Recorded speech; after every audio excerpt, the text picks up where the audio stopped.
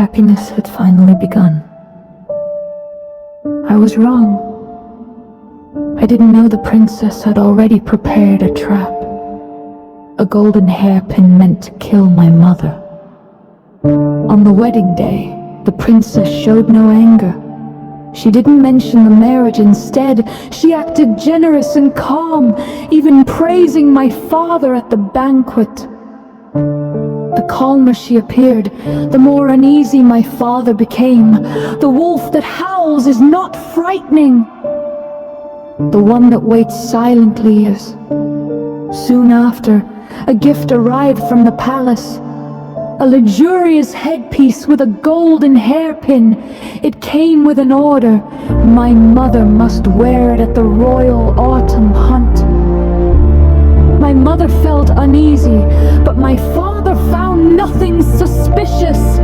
At the hunt, she was radiant, outshining every woman present. From a distance, the princess watched, smiling. After the hunt began, the women gathered in the camp. The princess started a poetry game. My mother quickly surpassed everyone. Soon, only she and the princess remained. Then the princess said, "How can there be poetry without dance? Perform for us." It was an order.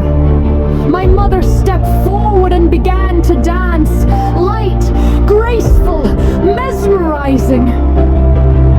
Then suddenly, she screamed. Her body stiffened, her face turned pale, she collapsed.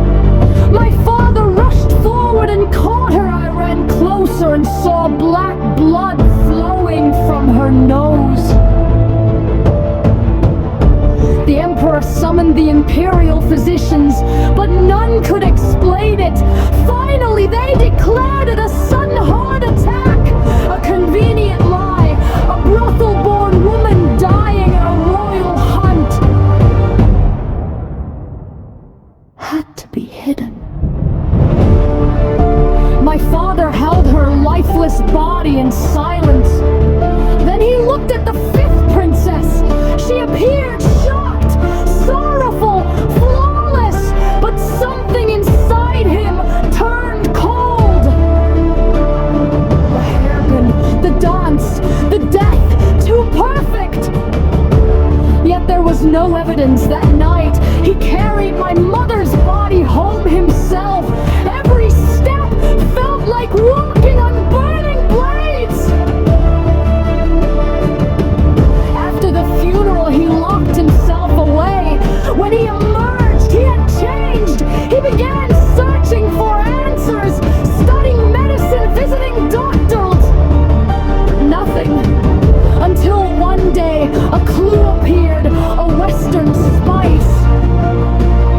A pharmacist revealed that when mixed with a plant called Red Mountain Dew and heated, it produced a deadly poison that caused instant cardiac arrest and left no trace.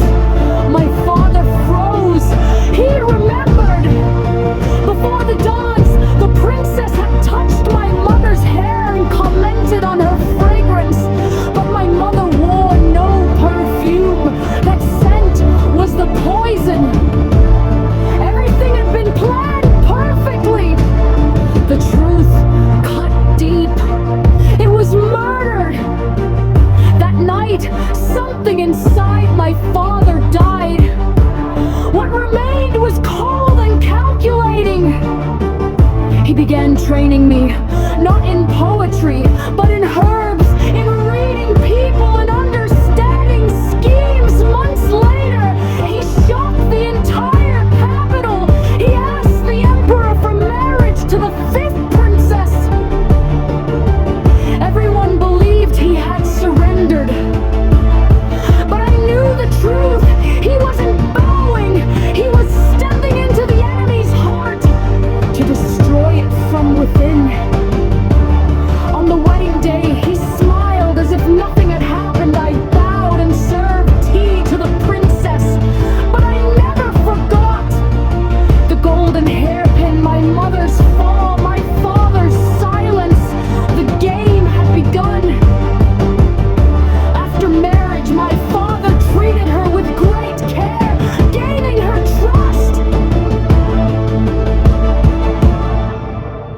Then he began.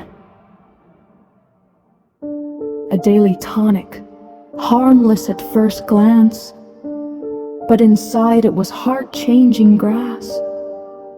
Not poison, something worse. It weakened the mind, creating fear and hallucinations, amplifying the deepest guilt. At first, the princess slept poorly. Then came the nightmares. She dreamed of the hunting ground. She saw my mother bleeding, staring at her. She woke, screaming, "It wasn't me! I didn't kill you!" My father held her gently, comforting her. The kinder you are, the more you blame yourself. His gentleness became her torment.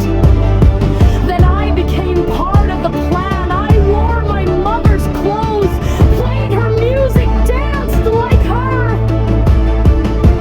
I became her shadow. The princess began losing her sanity. She saw things that weren't there. She accused food of being poisoned. She believed my mother was watching her. The servants denied everything. "Madam, there is nothing there." Then a monk was invited, my father's ally. He walked through the house and said quietly, "This place is filled with resentment. A spirit remains." My mother, that was enough. The princess trembled, her mind collapsing. Finally, she broke. She collapsed in terror, and that was only the beginning of our revenge.